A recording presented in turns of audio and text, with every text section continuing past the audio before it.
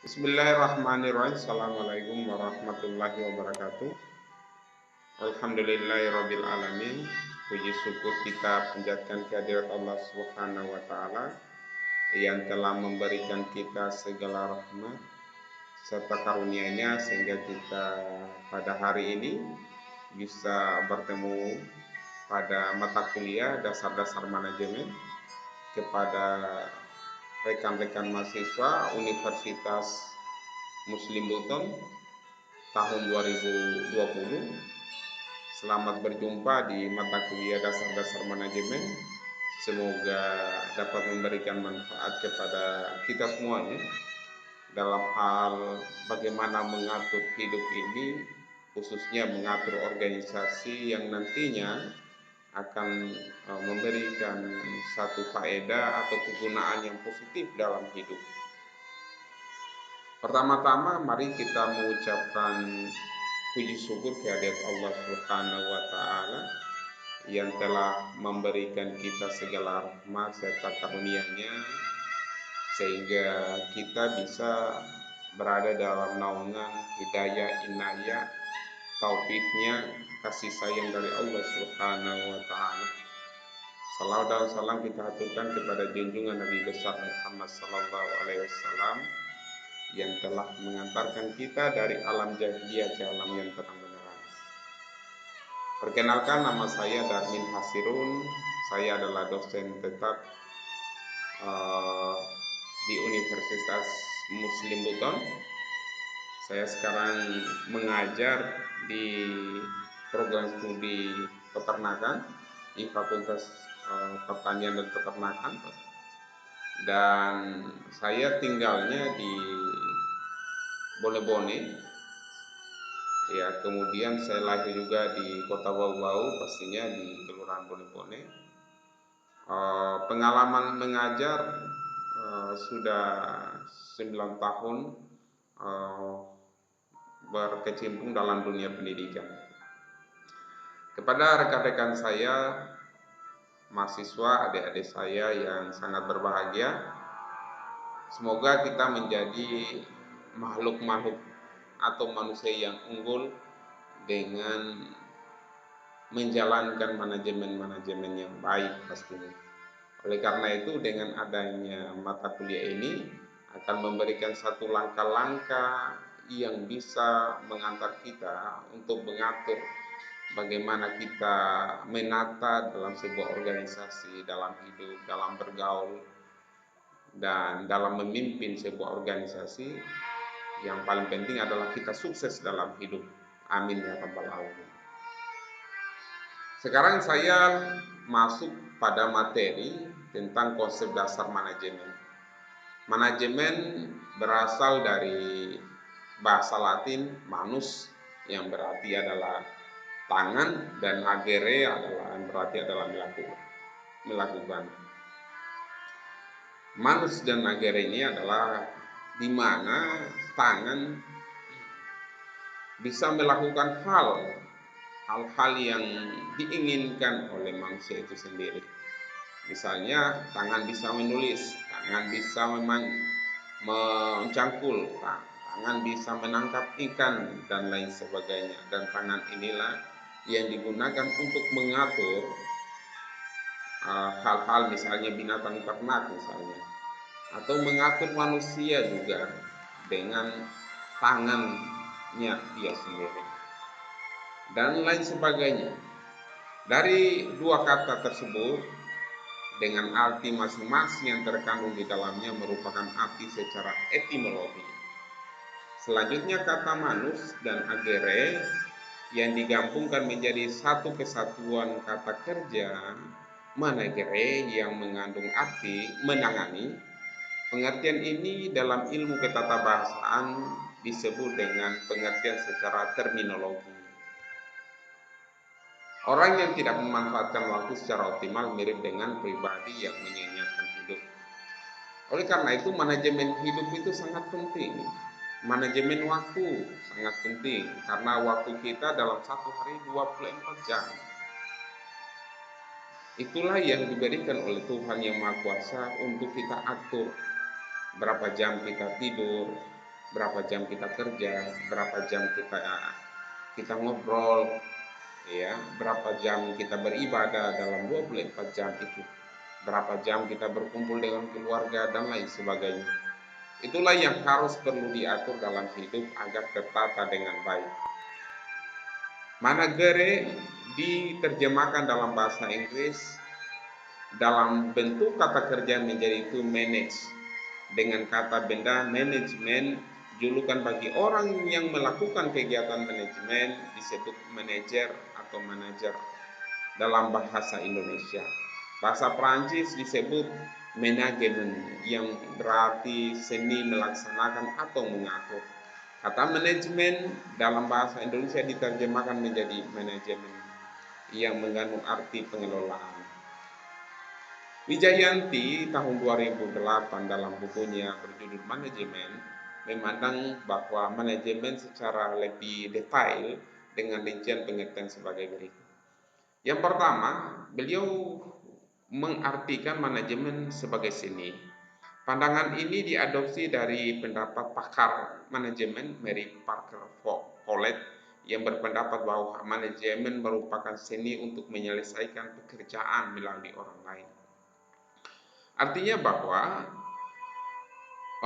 dalam konsep manajemen sebagai seni, ini dikatakan bahwa manajemen itu adalah seni, ya, bagaimana cara agar bisa menyelesaikan pekerjaan dengan memanfaatkan menggunakan tenaga orang lain agar tujuan dapat tercapai, tujuan dari organisasi dapat tercapai pastinya.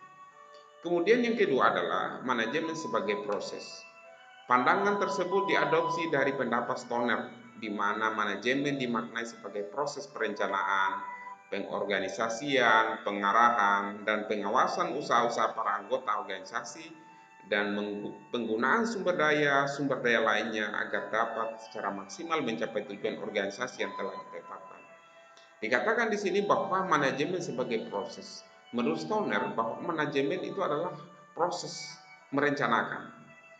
Jadi dari kita melakukan sebuah perencanaan, planning, atau dalam artian lain adalah niat atau mewujudkan menetapkan sebuah cita-cita atau tujuan atau visi dan misi. Di dalam perencanaan itu ada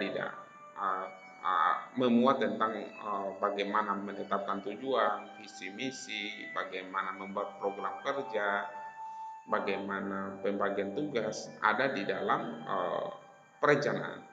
Kemudian dalam pengorganisasian juga, setelah melakukan perencanaan maka dilakukan pengorganisasian adalah mengarahkan atau menempatkan orang-orang sesuai dengan kemampuan atau keahliannya. Kemudian setelah ditempatkan, mereka baru diarahkan atau dibina, dan setelah diarahkan maka dilakukan pengawasan agar anggota-anggota organisasi itu bekerja sesuai dengan tujuan organisasi. Tentu orang-orang dalam organisasi juga harus memanfaatkan sumber daya di dalam sumber daya modal, sumber daya alat, sumber daya material, dan lain sebagainya harus dimanfaatkan secara optimal agar mencapai tujuan dari organisasi yang telah ditetapkan. Kemudian di sini dikatakan manajemen sebagai seni. Manajemen sebagai ilmu dan seni, ya. Pandangan tersebut diadopsi dari apa yang dikemukakan oleh Luther Gulick, di mana manajemen dimaknai sebagai suatu bidang ilmu pengetahuan atau sains yang berusaha secara sistematis untuk memahami bagaimana dan mengapa manusia bekerja sama untuk mencapai tujuan-tujuan organisasi atau perusahaan, serta membuat sistem ini lebih bermanfaat bagi kemanusiaan.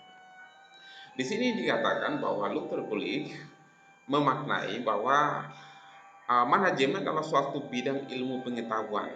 Jadi bukan hanya sekedar seni, tapi sudah menjadi ilmu pengetahuan yang dipelajari oleh orang lain, oleh manusia. Dan di dalam ilmu pengetahuan itu sifatnya sistematis. Ilmu kan ada yang sifatnya sistematis, ada objektif, ada universal, dan lain sebagainya. Itu adalah sifat dari ilmu itu sendiri, atau prinsip-prinsip dari ilmu itu sendiri. untuk memahami bagaimana dan mengapa manusia bekerja sama untuk mencapai tujuan. Jadi di sini dikatakan bahwa manajemen itu adalah bagaimana ilmu itu dapat digunakan secara sistematis untuk bekerja sama mencapai tujuan organisasi. Bagaimana bekerja sama, kapan bekerja sama, di mana, dan lain sebagainya. Tentu yang paling penting di sini adalah organisasi itu harus bisa mencapai tujuan atau manfaat bagi kemanusiaan itu sendiri. Itulah yang bisa menjadi pelajaran bagi kita bahwa manajemen itu adalah ilmu dan seni. Kemudian yang keempat adalah manajemen sebagai profesi. Pandangan ini diadopsi dari apa yang dikemukakan oleh Edgar Schein, di mana manajemen dipandang sebagai suatu profesi yang menuntut seseorang untuk bekerja secara profesional. Jadi orang yang uh, bekerja pasti harus profesional. Orang yang profesional pasti menetapkan prinsip-prinsip manajemen yang baik. Jadi dikatakan bahwa manajemen itu adalah sebuah profesi, gitu. Sebuah pekerjaan, apapun pekerjaannya, entah itu pekerjaan kantoran, petani, insinyur, arsitek, petugas listrik dan lain sebagainya, atau petugas bank, atau dia adalah seorang dokter, atau dia adalah seorang dosen, guru dan lain sebagainya, harus bekerja secara profesional. Bagaimana bekerja secara profesional? Dengan menerapkan prinsip-prinsip manajemen yang baik pastinya. Manajemen sebagai profesi ini memiliki beberapa karakteristik, di antaranya adalah para profesional membuat keputusan berdasarkan prinsip-prinsip umum. Kemudian B, para profesional mendapatkan status mereka karena berhasil mencapai standar prestasi kerja tertentu. Kemudian C, para profesional harus ditentukan oleh suatu kode etik yang kuat. Jadi dalam sebuah lembaga itu memang ada satu tugas di mana seorang profesional harus membuat keputusan berdasarkan prinsip-prinsip yang mereka pahami atau yang mereka miliki. Kemudian di dalamnya juga para profesional atau orang yang bekerja dalam sebuah organisasi harus mencapai sebuah prestasi yang sudah ditentukan oleh organisasi. Kemudian yang ketiga adalah orang yang bekerja dalam sebuah perusahaan itu harus menerapkan kode etik yang tidak boleh dilanggar oleh para pekerja atau para profesi di dalamnya pastinya, para profesional di dalamnya. Dan yang paling penting adalah bagaimana menjalankan aturan organisasi secara konsisten dan profesional. Kemudian di sini menurut Orloway Ted pada tahun 1951 mengajukan pandangan mengenai manajemen sebagai suatu proses dan perangkat untuk mengarahkan serta membimbing aktivitas suatu organisasi dalam mencapai tujuan yang telah ditentukan sebelumnya. Istilah perangkat yang dimaksud dalam pandangan beliau adalah pemimpin suatu organisasi. Jadi di sini dikatakan bahwa manajemen adalah sebuah proses atau perangkat yang mengarahkan atau pemimpin yang mengarahkan serta membimbing aktivitas suatu organisasi untuk mencapai tujuan. Jadi seorang pemimpin mempunyai tugas untuk mengarahkan, membina, membimbing orang-orang yang ada dalam organisasi agar mencapai tujuan yang telah ditentukan sebelumnya. Pandangan TED tersebut menekankan pada upaya-upaya bagaimana seorang pemimpin dalam suatu organisasi melakukan aktivitas maksimal untuk mengarahkan dan membimbing sumber daya manusia atau tenaga kerja yang ada agar bekerja sesuai dengan tugas masing-masing untuk mewujudkan tujuan yang telah ditetapkan. Kemudian selanjutnya kita masuk pada unsur-unsur manajemen. Menurut Pfiffner, John F. dan Prestus Robert V.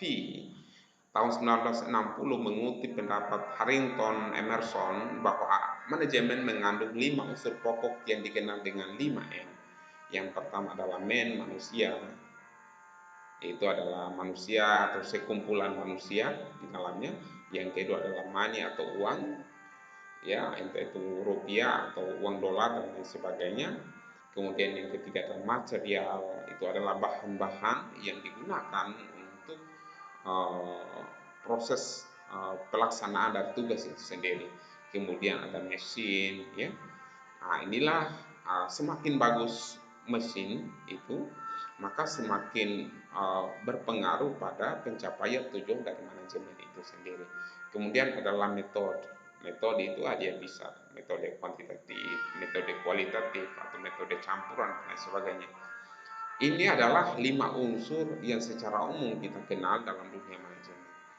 Yang paling menentukan di sini adalah bagaimana manusia menggerakkan atau memanfaatkan sumber daya yang ada, entah itu uang, material, mesin, dan metode, sehingga dapat mencapai tujuan. Artinya bahwa manusialah yang menentukan segala sesuatunya dari 5 pokok, 5 unsur yang ada ini. Manusialah yang paling menentukan keberhasilan dari sebuah pelaksanaan dari manajemen itu sendiri.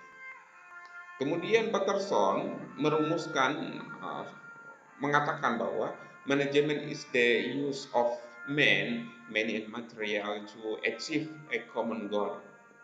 Yaitu manajemen adalah penggunaan manusia, uang atau bahan untuk mencapai tujuan bersama. Dalam konteks ini, Patterson menggunakan the use untuk mengungkapkan metode dan menggolongkan mesin terhadap material.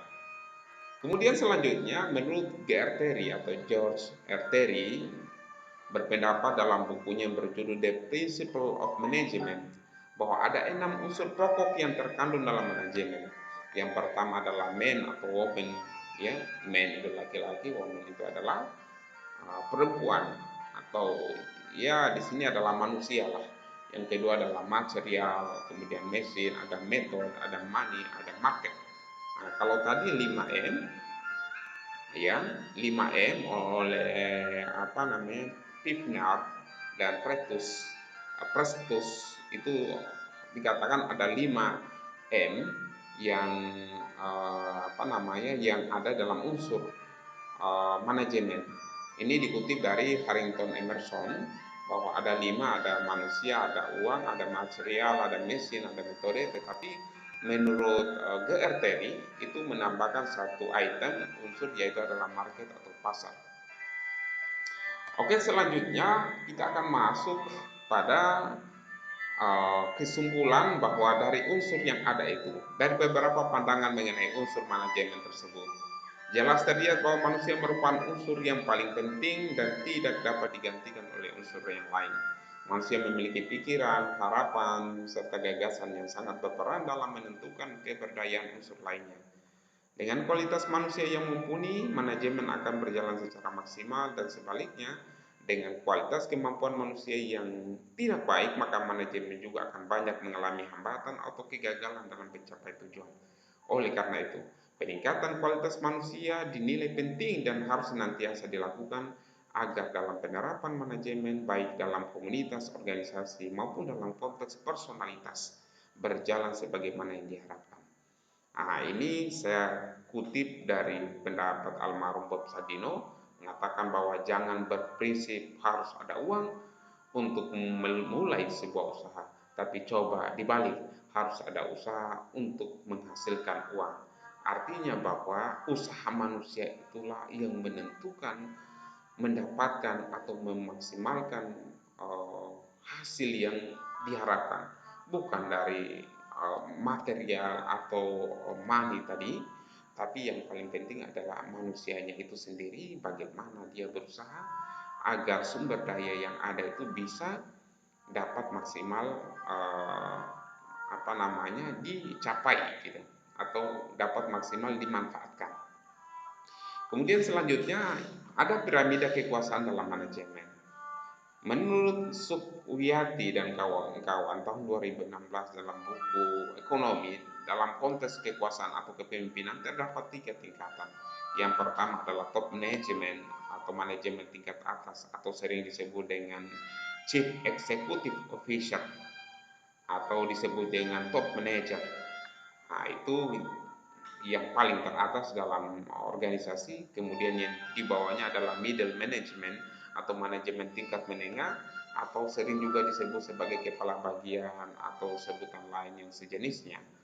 Kalau dalam dunia birokrasi itu top manajemen bisa adalah seorang wali kota, gitu. Bisa juga adalah seorang sekda, bisa adalah wakil wali kota atau wakil bupati ya. Gitu. Sedangkan middle management itu adalah setingkat dengan kepala dinas atau kepala bagian. Ya. Kemudian ada lower management atau manajemen tingkat bawah. Dikenal juga dengan sebutan manajemen tingkat operasional, meliputi supervisor, kepala seksi, mandor atau sebutan lain sejenisnya. Ya, kemudian selanjutnya kita akan melihat pada gambar piramida di mana top manajemen itu berada pada puncaknya, sedangkan middle ada di tengah dan lower ada di bawah. Kalau kita lihat dari jumlah komposisinya ini lebih banyak orang yang berada di lower level management. Ya, sedangkan yang ada di top manajemen itu sangat sedikit. Nah, inilah yang paling penting kita pelajari bahwa kita jangan menjadi orang yang lower, orang yang middle, tapi harus berusaha menjadi orang yang top level management. Karena dengan kita mencapai pada top level management, maka kita adalah menjadi orang-orang manusia yang unggul dalam bidangnya. Dalam bekerja yang kita butuhkan bukan sekedar menuntut apa yang akan kita terima, tetapi harus dimulai dengan apa yang mampu kita beri. Sebenarnya, kita bekerja bukan untuk atasan atau bos, tapi kita bekerja untuk diri kita sendiri, sesuai dengan tanggung jawab dan kepercayaan yang diberikan. Saya percaya dengan sikap mental seperti itu, kemajuan karir akan terbangun secara mantap. Itu saja yang bisa saya berikan. Semoga dapat memberikan manfaat buat kita semuanya. Saya tutup dengan ucapan billahi taufiq wal hidayah.